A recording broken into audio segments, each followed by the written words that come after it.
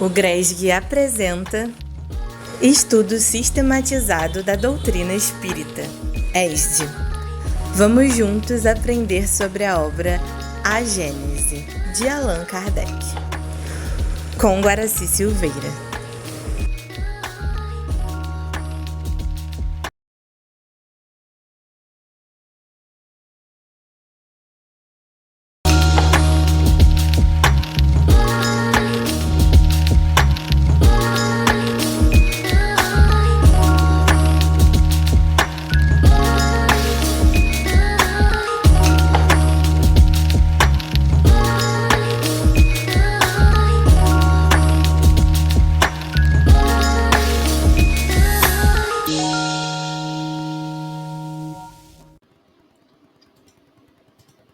Olá, meus irmãos, olá, minhas irmãs. Estamos iniciando o estudo de número 15 do livro A Gênese, publicado por Allan Kardec. Nós estamos no capítulo 5, estudando sobre mundos, né? No estudo anterior, Kardec mostrou a visão que os espíritos primitivos tinham da Terra, como uma coisa plana, fixa, e que tudo girando em torno dela. Ele foi mostrando, né, a evolução dos entendimentos e termina o estudo falando de Tales de Mileto, de Pitágoras, né, e de outros tantos que começaram a dar uma informação um pouquinho mais interessante sobre tudo isso. Então, nós vamos dar continuidade hoje ao estudo ainda, né, do capítulo 5, que eu gostaria que você prestasse bastante atenção, porque é um estudo bem profundo, bem interessante, e também que pode nos ajudar a entender muitas coisas. Eu tenho dito sempre aqui, porque muitas vezes a pessoa fala que a Gênesis é um livro difícil de entender, né? É claro que a gente tem que ir começando, né? Tem que dar o ponto de partida. Para mim também é difícil, mas eu dou o ponto de partida. E depois a gente vai estudando, vai trocando informações, e a coisa vai melhorando, vai ficando mais fácil, né? Então a gente não pode perder, é muito difícil, eu não quero estudar isso não é para mim, né? É para todos, minha gente. Se não fosse para nós, primeiro, não teria sido escrito na codificação. Segundo, a gente não estaria no Espiritismo. A gente estaria buscando outro tipo de informação religiosa, filosófica, científica, que não fosse o Espiritismo. Se nós estamos aqui no Espiritismo, se nós estamos estudando a doutrina espírita, é porque é para nós, sim. É para todos nós que estamos nesse contexto de apropriação de informações, para que a gente faça uma mudança interna. Muitas vezes a pessoa pensa que espiritismo é a manifestação mediúnica pura e simples, quando não é só isso, né? Doutrina espírita é ciência, filosofia e religião. Allan Kardec fala isso na introdução ao estudo do Livro dos Espíritos, lá no item 17. Ele fala, muito embora a maioria das pessoas pensa que o espiritismo só vai lidar com as comunicações espíritas, né? A comunicação dos espíritos desencarnados. Mas não. Pelo contrário, aquilo é só um ponto do estudo espírita e da prática espírita. Então, existem muito mais coisas que nós temos que estudar, que nós temos que entender, para que a gente possa crescer. O espiritismo é a doutrina que faz o homem evoluir com conhecimento de causa. Às vezes a gente vai evoluindo, né? Igual pedra rolando no rio. Uma hora essa pedra vai ter que entender, né, que precisa de saber o que está acontecendo com ela. Afinal de contas, de onde eu vim, para onde eu vou, quem sou eu. Então, essas perguntas vão sendo respondidas gradativamente a partir dos estudos espíritas. Tá? Então, vamos começar aqui o nosso estudo de hoje. Tá? Não. Pegamos o estudo, vamos colocá-lo aqui direitinho, né, para a gente não ter problemas.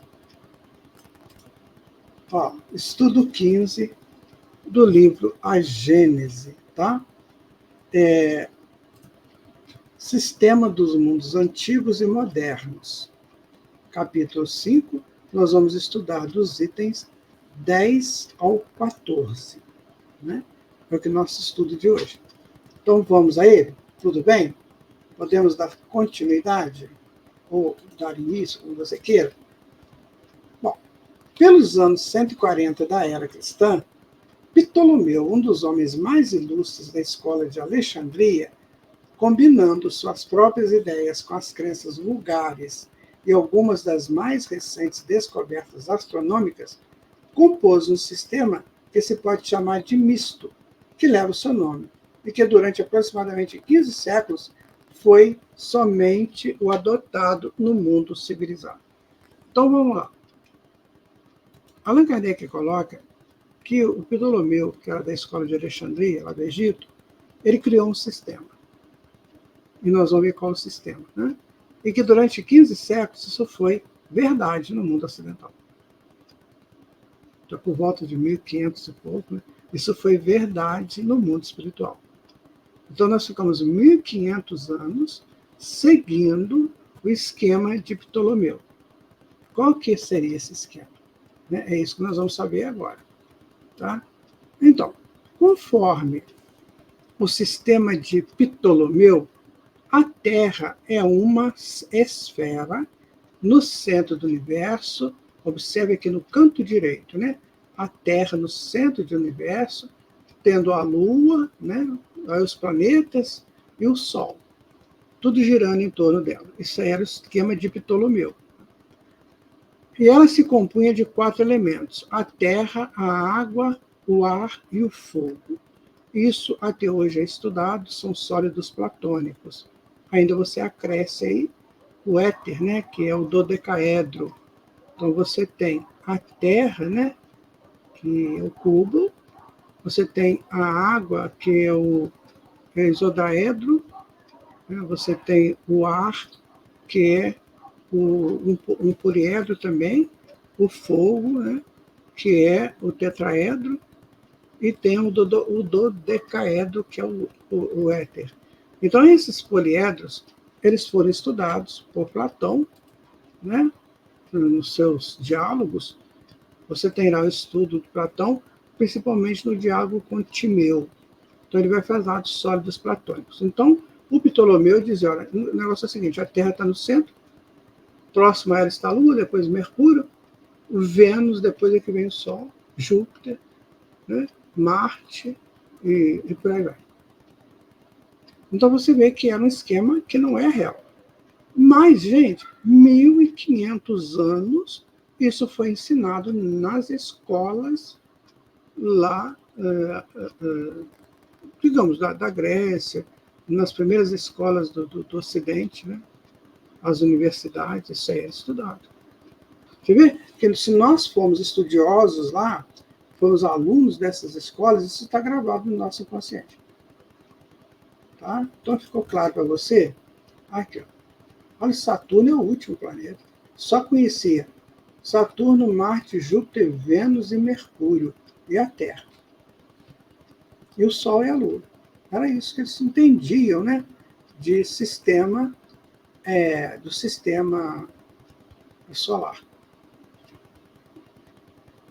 A segunda região, dita etérea, compreendia 11 céus, ou esfera concêntrica girando em torno da Terra, a saber, o céu da Lua, o céu de Mercúrio, de Vênus, do Sol, de Marte e de Júpiter, de Saturno e das estrelas fixas, do primeiro cristalino, que é uma esfera sólida transparente, do segundo cristalino e, enfim, do primeiro móvel, que dava movimento a todos os céus inferiores e que fazia realizar uma revolução a cada 24 horas. Era isso, minha gente, que se tinha de informação. Durante 1500 anos, né, nós estudamos isso, o planeta Terra estudou isso. Vejam que coisa interessante, né? Que a gente vai ver no cristalino, a gente sabe que é tipo uma esfera, uma lentezinha, que está na pupila. Então, é o que faz a gente enxergar. Então, esses cristalinos que Ptolomeu coloca aqui, é o cristalino que faz ver os outros planetas.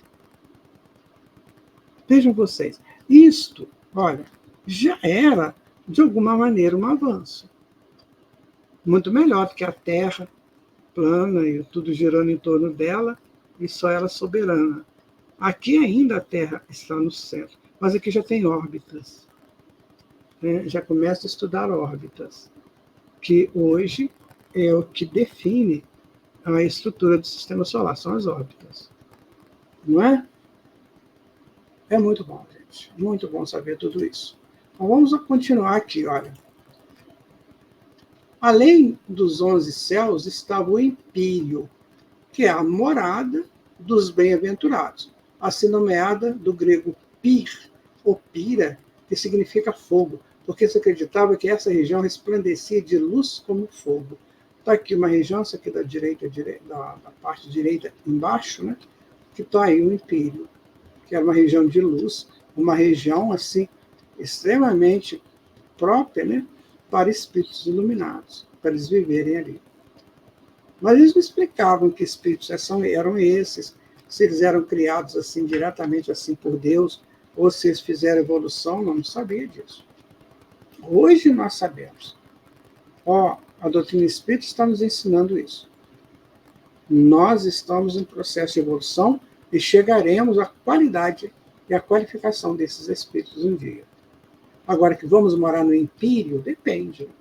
Depende do que a gente pode definir como empírio.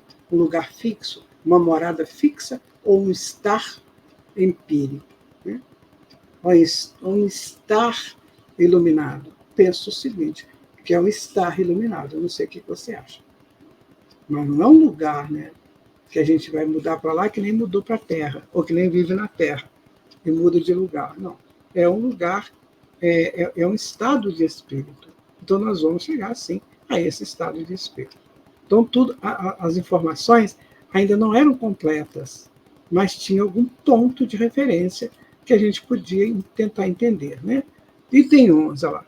A crença em vários céus superpostos por longo tempo prevaleceu, mas variando sobre o número deles. O sétimo era geralmente visto como o mais elevado, da expressão ser arrebatado ao sétimo céu. São Paulo diz que for elevado ao terceiro céu. Essa coisa hoje, a gente entende que são as dimensões da Terra. Então a Terra tem 7 dimensões, como diz André Luiz. Nós vivemos numa das dimensões, que é o plano físico.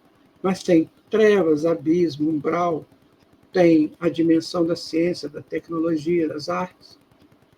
Nós temos a dimensão da união divina, temos a dimensão da administração do planeta. Então, hoje já se sabe que a Terra tem 7 dimensões. Então, por isso que se tinha a ideia dessa superposição de céus. André Luiz chega a dizer o seguinte, que em cada uma dessas dimensões você pisa no solo firme e pisa para cima. Então, é uma coisa que nós vamos descobrir. A gente sabe que João esteve numa dimensão desta, que Paulo também esteve, e outros espíritos. Mas nós vamos descobrir isso a partir da nossa evolução. Por isso que nós temos que aprender, gente. Para a gente não ficar preso só na dimensão do plano físico, que é a terceira dimensão, né? E temos mais ainda 4 para frente. Nós temos que saber disso, conhecer isso. Não tem nada de místico aí, não tem nada de oculto, é claro. Você lê lá nas obras de André Luiz que ele vai dizer isso. Então começamos a buscar a verdade como ela se estabelece, que já tinha alguns resquícios dessa verdade. Agora nós temos essa verdade um pouco mais abrangente. Né? Ainda no item 11, olha, a crença em vários céus superpostos por longo tempo prevaleceu, mas variando sobre o número deles. O sétimo era geralmente visto como o mais elevado. Daí a expressão ser arrebatado ao sétimo céu. Então São Paulo diz que for elevado ao terceiro céu. Está a repetição aí para você entender o que significa essa coisa de sétimo céu. Tinha até uma revista, né, aqui no Brasil com esse nome, Sétimo Céu. Então, o sétimo céu é a 7ª dimensão da Terra, que é a dimensão administrativa do planeta. Agora, como que isso se estabelece? Eu estando de cima e vendo de cima para baixo, como é que é isso? Eu não sei. Nós não temos uma foto, nós não temos uma informação de como se estabelece. Por quê? Provavelmente a nossa mente ainda não é capaz de fazer a abstração dessa realidade. Então a gente vai ficar perdido, sem entender nada. Então, na hora certa, no tempo certo, quem sabe logo ali, depois que a gente desencarnar, a gente vai ficar sabendo. Mas eu tenho que me esforçar, sabe, amigo? Sabe, amiga? Se nós não nos esforçarmos, nós vamos ficar presos a tudo que tem aqui no plano físico. É bom, é interessante. Mas, gente, isso aqui é só uma parte. É uma sétima parte. Né? Bom, no item 12, encontramos assim, ó, no início do 16º século, que é o ano de 1500, né? 1543, ó, Copérnico, célebre astrônomo, nascido em Thor, na Prússia, em 1472, falecido em 1543, retomou as ideias de Pitágoras, publicou um sistema que, confirmado cada dia por novas observações, foi favoravelmente escolhido e não demorou a substituir de Ptolomeu. Conforme seu sistema, o Sol está no centro e os planetas descrevem órbitas circulares em torno desse astro. A Lua é um satélite da Terra. Aqui no meio, você está vendo o sistema proposto por Copérnico. Eu já pensei uma coisa, depois você me ajuda aí. Eu já pensei que Copérnico seja a encarnação de Ptolomeu, que veio para completar o estudo dele. E agora colocar tudo no seu devido lugar. Então, Ptolomeu, 100 anos antes de Cristo, ele estabelece a Terra no centro. Agora, Copérnico vem e fala que não, que está no centro é o Sol. Que é o que a gente estuda hoje, que sabe. Então, eu fico pensando, será que um não é a encarnação do outro? Porque são espíritos, né? Trabalhando esse mesmo tema. Agora, minha gente, isso dá uma confusão, porque a Igreja Católica não aceita isso. De jeito nenhum, isso aí dá um problemão. Mas é assim, depois acalma, né? Porque contra fatos não há argumento. Então acalmou. Tá? No item 12, né? No início do 16º século, né? Vamos repetir, Copérnico, célebre astrônomo nascido em Thor, na Prússia, em 1472 e falecido em 1543, retomou as ideias de Pitágoras.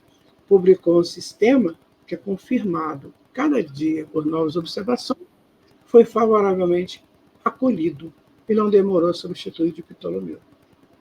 Conforme seu sistema, o Sol está no centro, os planetas descrevem órbitas circulares em torno deste astro, e a Lua é um satélite da Terra. Eu penso que hoje você já não tem mais dificuldade, né, para a pessoa entender. Porque isso aí foi só mesmo difícil nos séculos passados. Mas hoje não. Hoje a gente tem muitos documentários, né? Muita coisa que retratam essa informação. Então hoje já fica mais fácil a gente entender. Mas se você tiver dúvidas, pega aí no YouTube, né? Põe lá, Sistema Solar. E você vai ver aulas interessantes sobre o Sistema Solar. Como é conhecido hoje praticamente, né? Já bem próximo da verdade final. Claro que ainda tem muita coisa para ver, né, gente? Nossa, como temos coisas para aprender do Sistema Solar. Mas, pelo menos, nesse primeiro momento da colocação dos astros em órbita, do Sol como centro, né, do sistema, isso a gente já pode entender que já está consolidado. Tá? Né?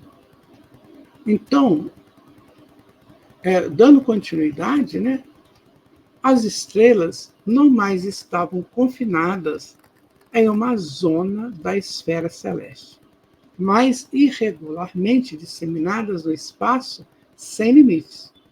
Aquelas que pareciam se tocar, então, a distâncias incomensuráveis umas das outras, as menores em aparência são as mais afastadas de nós, e as mais volumosas são as que estão mais próximas, estando ainda a centenas de milhares de léguas.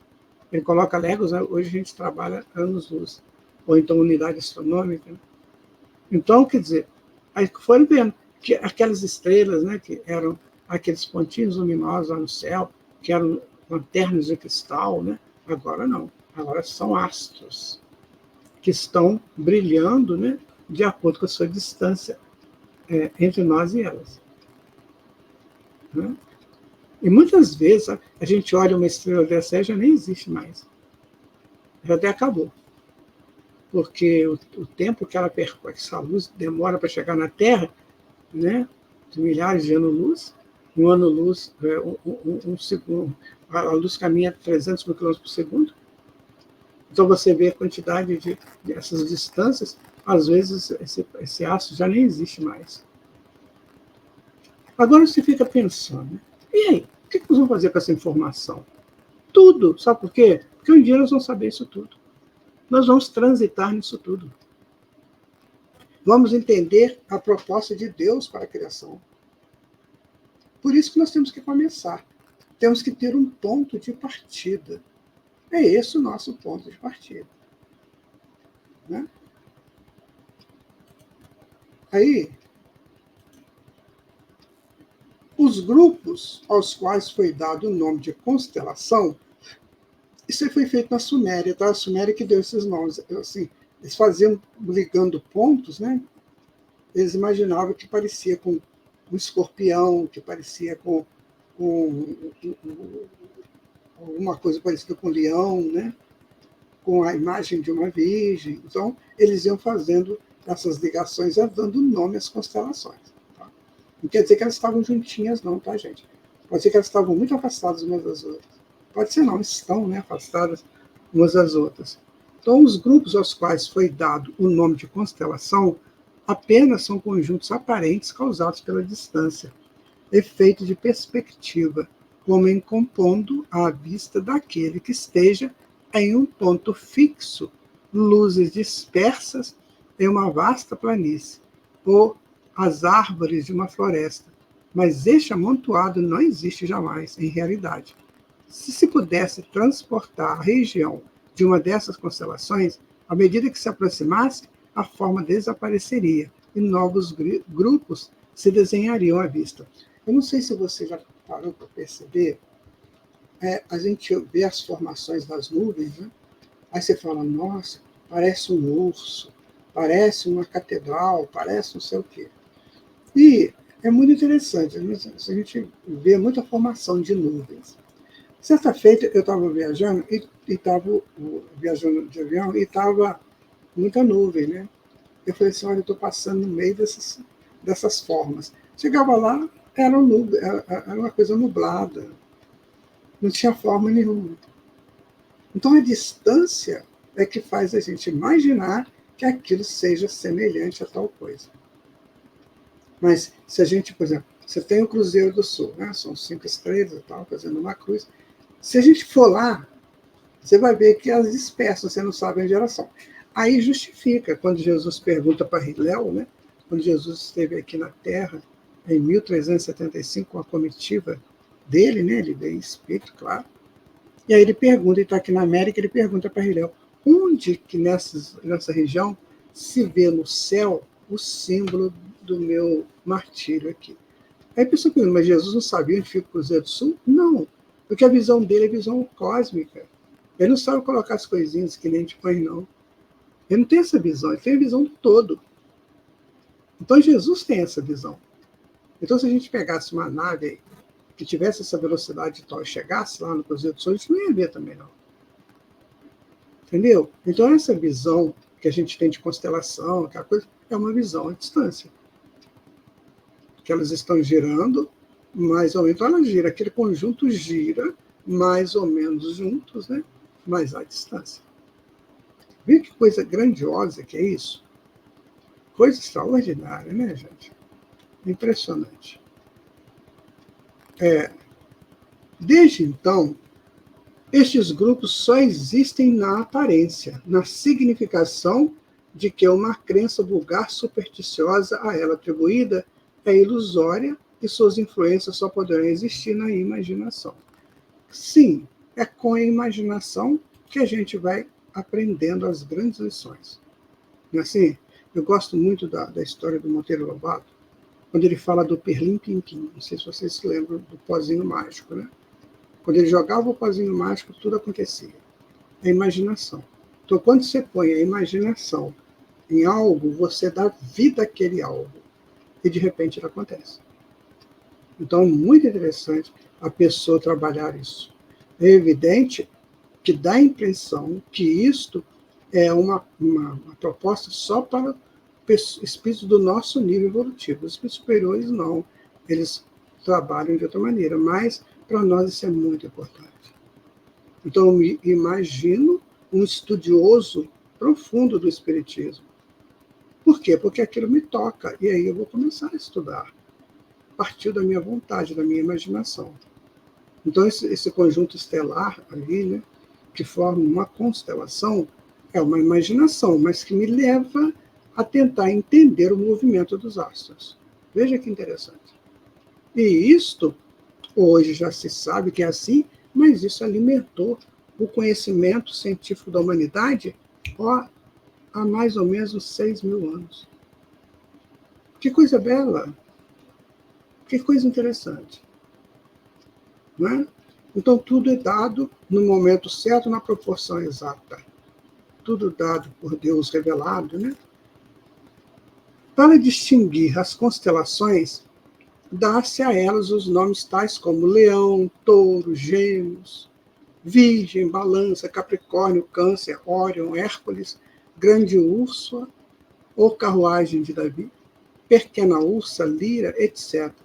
E as têm sido representadas por figuras que lembram os seus nomes, na maior parte fantasia, mas que, em todos os casos, não tem nenhuma relação para distinguir as constelações. Dá-se a elas nomes tais como Leão, Touro, Gêmeos, Virgem, Balança, Capricórnio, Câncer, né? Então, para isso. Por quê? Porque elas serão as que vão procurar-se por essas figuras no céu. Então, nós temos aqui a constelação aí na frente, na nossa frente, nós temos as constelações. Gêmeos, Sagitário, Libra, Aquário, né? Que tudo lembra isto. Né? Lembra. A Virgem, por exemplo, parece uma moça de braços para cima, né? Toda ali como flutuando, né? Peixes, dá uma impressão ali, mais ou menos de um peixe nadando, e por aí vai. Escorpião dá a impressão de um bicho, mesmo escorpião. Por quê? Porque eles quiseram dar nomes a esses grupos de estrelas. Isso funcionou muito na astrologia, que hoje é combatida a beça na astrologia. Mas, no passado, não era, não. No passado, ela era bem estudada, né? Ainda hoje é estudada, mas hoje é tido mais como uma coisa descartável por causa da astronomia, que já estuda essas realidades. Então, meu amigo, minha amiga, qual que está certo? Eu penso que os dois. Não sei você. É claro que nós estamos em estudos, nós estamos em propostas, nós estamos em ensaios científicos. Nós não temos o martelo batido, né? Então, por isso que a gente pode devagar um pouco, pensar um pouco, imaginar e tentar entender. Porque, afinal de contas, isso faz parte da casa de quem? Da casa do nosso Pai. Então, se eu sou filho dele, e isso está na minha vista, eu posso tentar entender. Desde que eu me interesse, desde que eu tenha bom senso para não replicar mentiras, inverdades ou até mesmo fantasias. Né? Então, se eu não tenho certeza, eu falo, olha, eu estou vendo desse jeito. Agora, eu não sei como você vê. Mas que há uma influência muito forte destes astros aqui na Terra, isso há. Isso não tenha dúvida. André Luiz, no livro Os Mensageiros, não, Missionários da Luz, o Alexandre, que é o instrutor dele, diz assim, quer ver? Nós somos influenciados pelo cosmos. Perguntaram para Emmanuel sobre o horóscopo, né? Se aquilo é de verdade. Ele falou, olha, que os astros influenciam sim. É claro que a gente não vai ficar preso a essas influências, mas que eles influenciam sim. Porque isso tem uma radiação imensa. Né?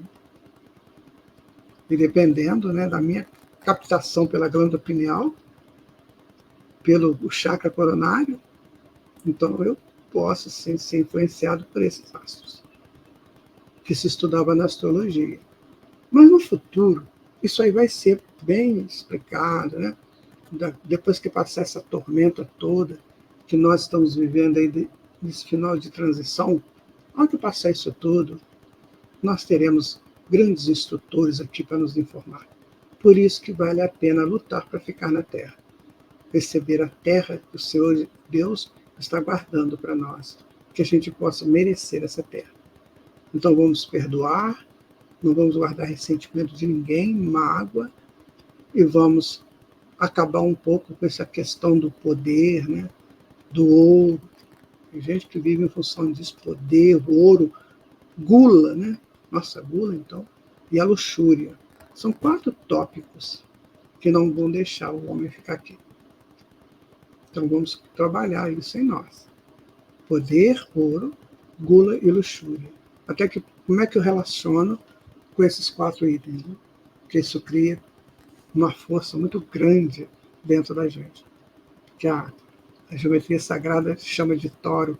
Isso cria um toro, um redemoinho. Dá uma força, que é uma força negativa. Né? Pode arrastar a gente. Ainda no item 12, né, nós vamos ver o seguinte, ó, a crença na influência das constelações, das que, sobretudo, constitui os 12 signos do zodíaco, vem da ideia ligada aos nomes que elas portam.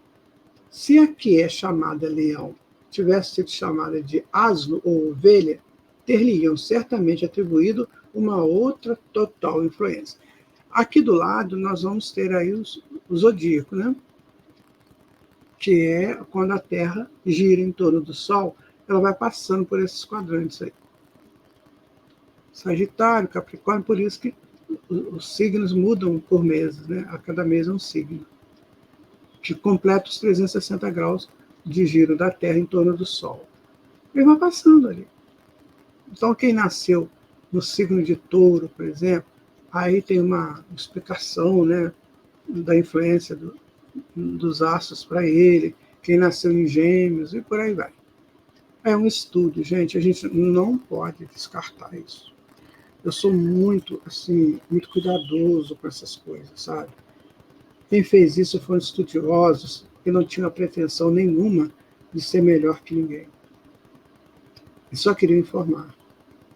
A gente observa isso nas doutrinas secretas. Eles não têm aquela pretensão de que eu estou certo e você está errado, porque eu não aceito o que você fala. Então, alguma verdade tem aí. E Emmanuel fala que tem sim, que tem influência, só que a gente pode anular essa influência se quiser. Então, meu amigo, minha amiga, assim, tome cuidado. Você não vai ficar se entregando, né, a tudo na sua vida. Eu vou consultar os astros. Não acredito que isso seja muito de utilidade, não. Mas é bom a gente trabalhar aquilo que eu disse para vocês, esses 4 elementos. Busca de poder, de ouro, de gula e de luxúria. Trabalhe isso em você. Né? Porque isso atende às necessidades do umbigo para baixo, você observa. Coração, né? Aqui a terceira visão aqui do frontal, a garganta, que é da fala, isso a gente esquece. Ele vai falando qualquer coisa e vai vendo o que quer. Então, isso sim nós temos que nos preocupar. Isso nós temos que preocupar sim. Bom, vamos dar sequência. No item 13, agora, nós vamos ver o seguinte, olha, a partir de Copérnico e de Galileu, as velhas cosmogonias nunca foram destruídas. A astronomia só poderia avançar e nunca recuar. A história fala das lutas que estes homens de gênio tiveram para sustentar contra os preconceituosos e principalmente contra o espírito de seita interessado na manutenção dos erros sobre os quais haviam fundado crenças que se lhes figuravam assentes numa base inabalável. Então, nós tínhamos, né, assim, nós tínhamos a Bíblia, né, que a Bíblia é o elemento, texto fundamental, né, do mundo cristão, do judaico-cristão, e aí tudo que estava na Bíblia que estava certo, um tano da Bíblia não estava certo. Então, isso era radical. Só que você entender a Bíblia, você tem que saber o que você está falando, não é assim. E tem estudos profundos da Bíblia, por exemplo, a Kabbalah, né, é um estudo profundo da Bíblia. Então a pessoa não tem noção, aí fica lendo lá umas coisas e começa a combater. Foi o que aconteceu com a chegada das informações científicas. Você sabe como é que a ciência conseguiu caminhar? Foi porque teve aquela briga dos protestantes com os católicos. Aí o pessoal lá da igreja começou a se preocupar muito com essa luta e esqueceu um pouquinho da ciência, a ciência avançou. Está aí 500 anos, mais ou menos, a ciência está aí. Agora, é claro que essa ciência também é dogmática. Ela traz esse ranço dos dogmas religiosos. Então, quando ela põe um negócio, nossa, ela acha que tem um poder, que ela é inabalável, e não é assim. Né? Ela também tem que ser flexível. Então, esse estudo de astronomia, astrologia, né? Estudo da cosmogonia, tudo isso que você fala aí, que parte, né, está além da Terra, a gente está muito no início, né? A gente não tem coisas, né, que pode dizer que é assim, sabe? Por exemplo, James Webb, né, esse telescópio que está aí vendo, descobrindo coisas, meu amigo, ele descobre, sim, muitas coisas maravilhosas, mas ele não liga os pontos. Então fica uma coisa solta, você estuda elementos soltos no universo. Né? Agora tem que saber ligar, para que tem essa coisa aqui, essa coisa lá, juntando isso, o que dá? Isso nós vamos descobrir mais na frente. Agora tem que partir do princípio de André Luiz. Uma galáxia é como se fosse uma cidade sideral. Guarda isso aí que o André Luiz falou. Né? No item 13 ainda, foi suficiente a invenção de um sistema óptico para derrubar uma estrutura de vários milhares de anos. Mas nada poderia prevalecer contra uma verdade reconhecida como tal. Graças à imprensa, o público inteirou-se de ideias novas, começava a não mais se embalar de ilusões e tomava parte na luta. Esta não era mais contra qualquer indivíduo que era preciso combater, mas contra a opinião geral que tomava feito pela verdade. Aí chega um momento, minha gente, que você tem o fato. Você não tem como contrapor um fato explícito. Ele fala dos instrumentos, né? Luneta, microscópio, telescópio. Então isso foi acontecendo. Você vai combater isso de que maneira? Não é? Então não tem como você combater uma coisa dessa. Você vai dizer que Saturno não existe, como um amigo meu uma vez me falou? Que Saturno não existe, que isso é uma ilusão?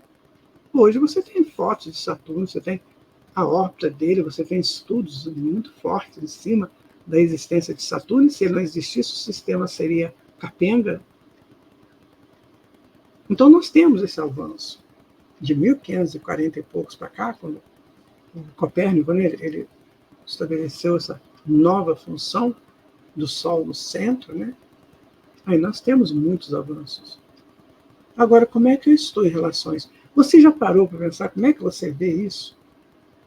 Ou você nunca pensa? Isso não faz parte das tuas buscas de conhecimento. Tem que fazer, sabe, amigo? Porque, afinal de contas, é a casa do nosso Pai. Eu moro na Terra, sim, eu moro num planeta.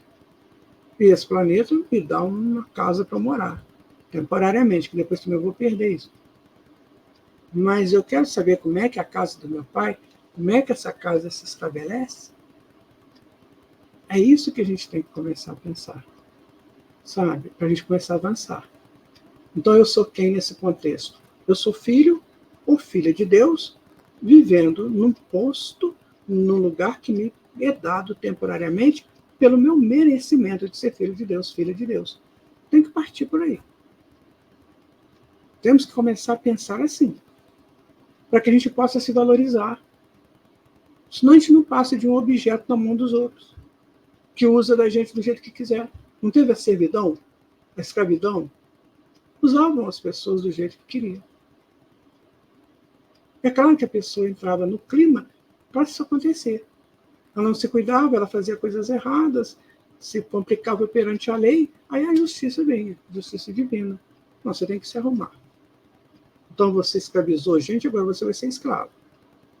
Então nós temos que sair desse círculo, né, vicioso para um círculo virtuoso.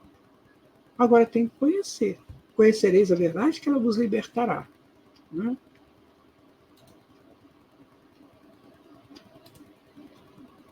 Ainda no item 13, né? Que o universo é grande ante as mesquinhas proporções que ele consignava a nossos pais.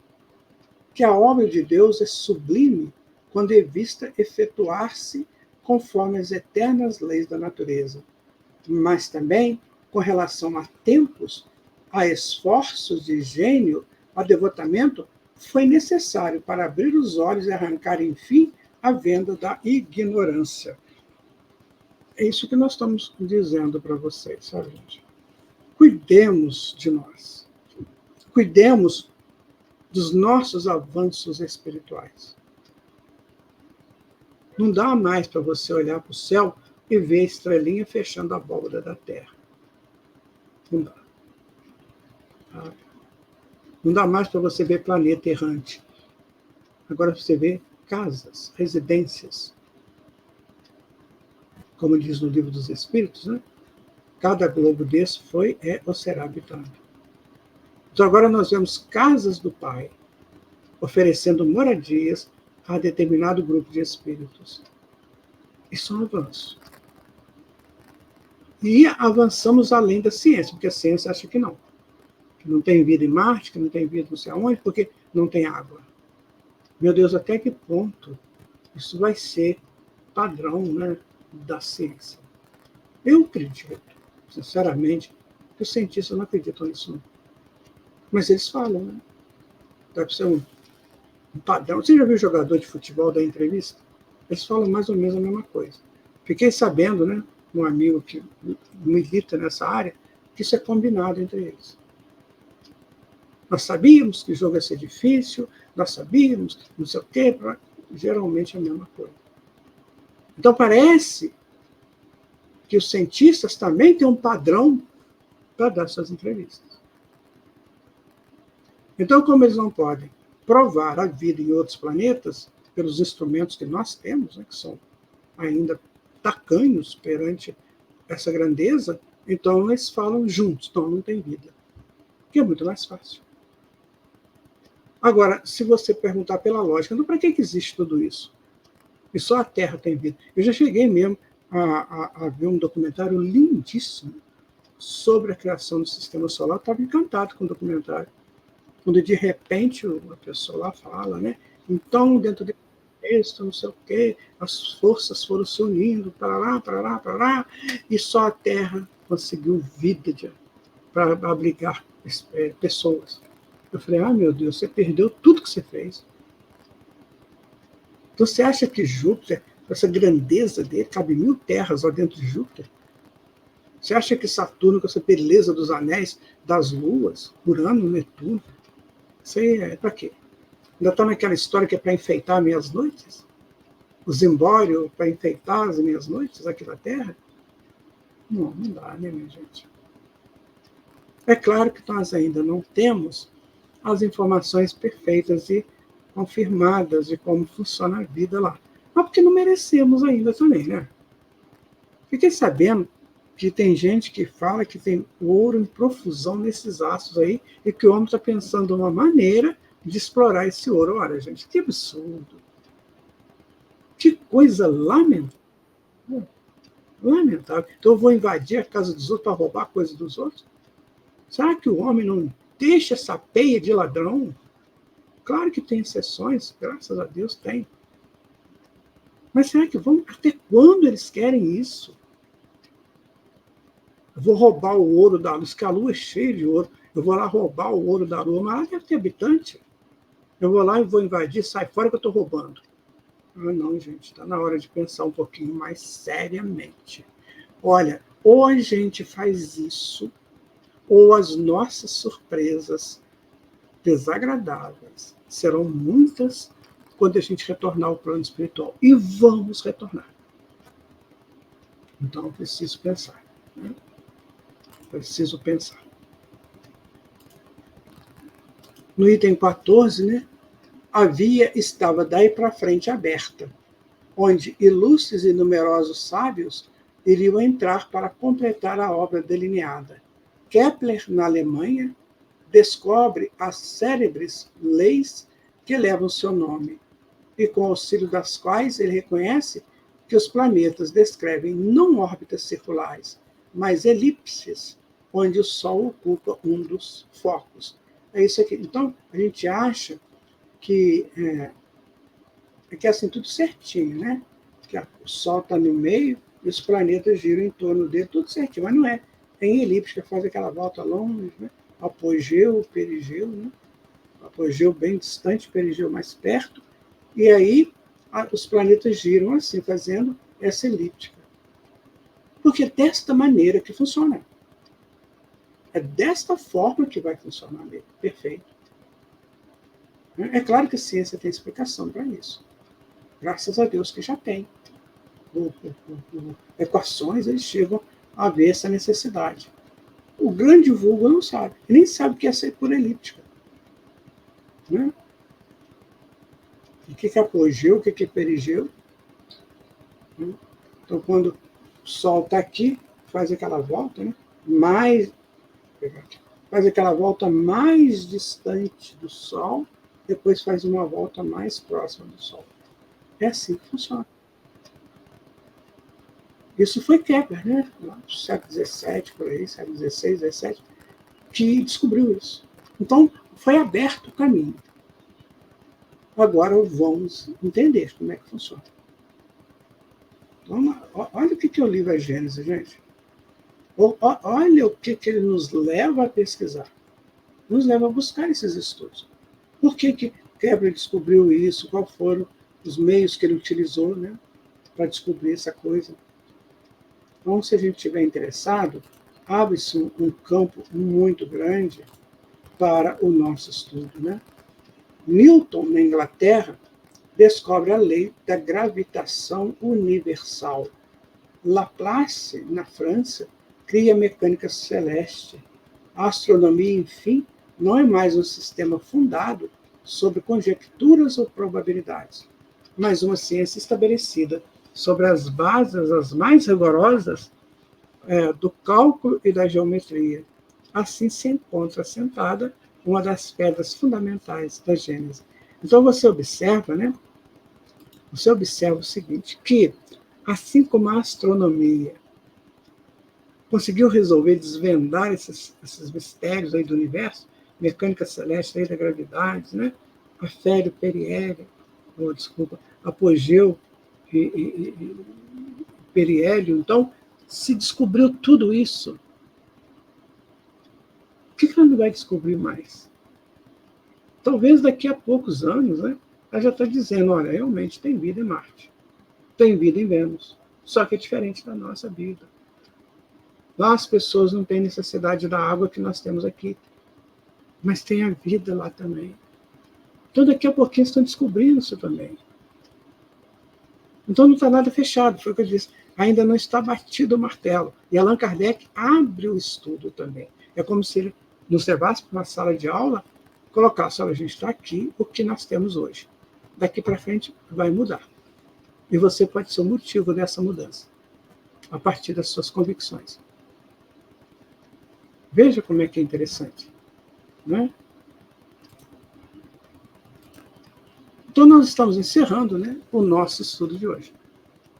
Hoje ele foi pequeno em termos de tempo, mas grandioso em termos, né, de entender um pouco esse avanço da astronomia, né, de como que essa astronomia funcionou para sair, né, daquela estrutura da Terra ser um ponto plano no meio do universo, no meio de um lugar qualquer, e tudo girando em torno dela.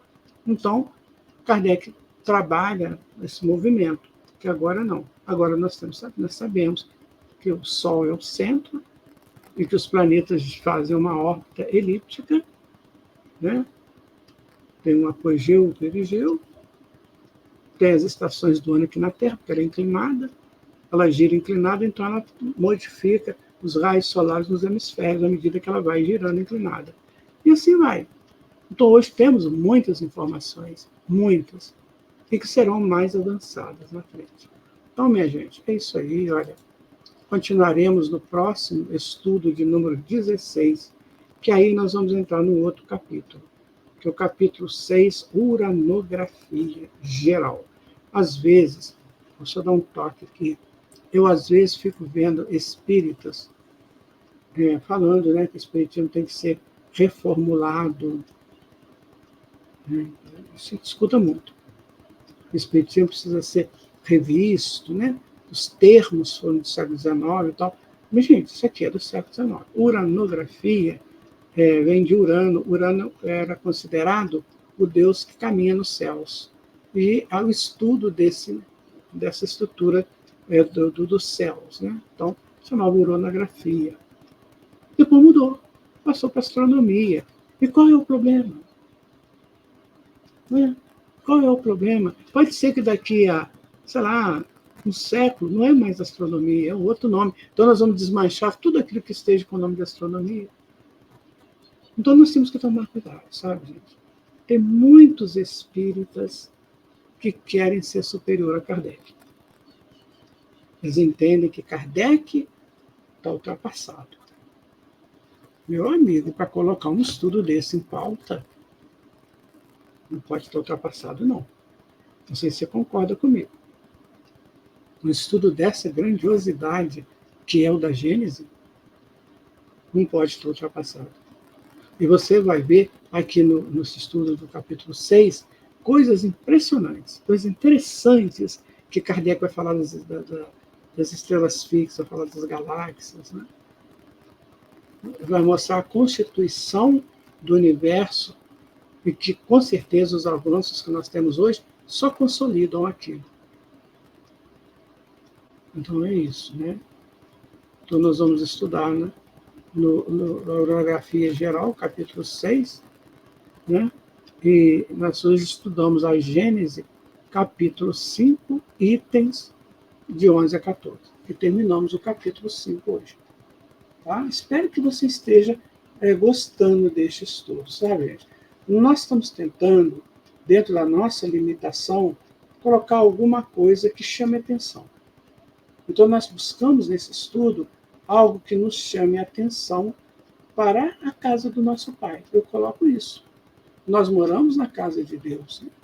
Então, Kardec está colocando isso. Ó, você mora na casa de Deus. Tem que conhecer a casa que você mora, né? Você vê que um bebê, ele não vai conhecer a casa dos pais. Quando ele fica criancinha, também não. Ele gira, ele transita lá. Sala, cozinha, banheiro, quarto, né? Ele não conhece. Agora, quando ele vai crescendo, ele vai conhecendo. Esse aqui é a sala, esse aqui é um banheiro, esse aqui é um quarto. Aí já começa. Nós estamos nessa fase. Temos que começar a querer conhecer a casa do Pai. Nós já estamos um pouquinho crescidos, né? E precisamos de conhecer essa casa do nosso Pai. Como que ela é estabelecida, quais são os pontos referenciais dela, né? Então a gente já sabe alguma coisa, que tem galáxia, que tem nebulosas, que são berçários de estrelas, né? Tem quarks, tem fluido cósmico universal. Então já sabemos alguma coisa. Sabemos da matéria bariônica e da matéria que é só energia, né? Bariônica é tudo aquilo que é matéria que você toca. Então você já sabe disso. E assim nós vamos, gente. Assim nós vamos nos apropriando daquilo que é nosso. Como é que eu quero viver uma plena felicidade com meu Pai se eu não estou querendo, estou interessado na casa que Ele criou para mim? Que me deu como estrada para eu evoluir. Eu vejo dessa maneira. Não sei se você concorda comigo. Eu vejo dessa forma. Sabe? Nós estamos aqui estudando a casa do nosso Pai. Muito obrigado, tá? Fique com Deus.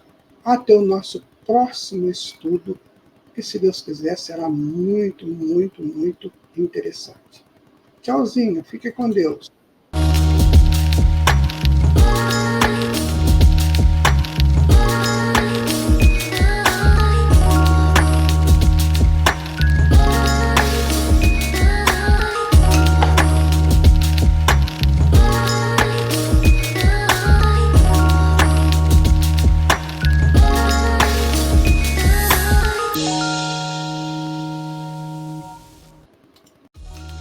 Foi incrível estudar com você. Te esperamos no próximo Estudo Sistematizado da Doutrina Espírita.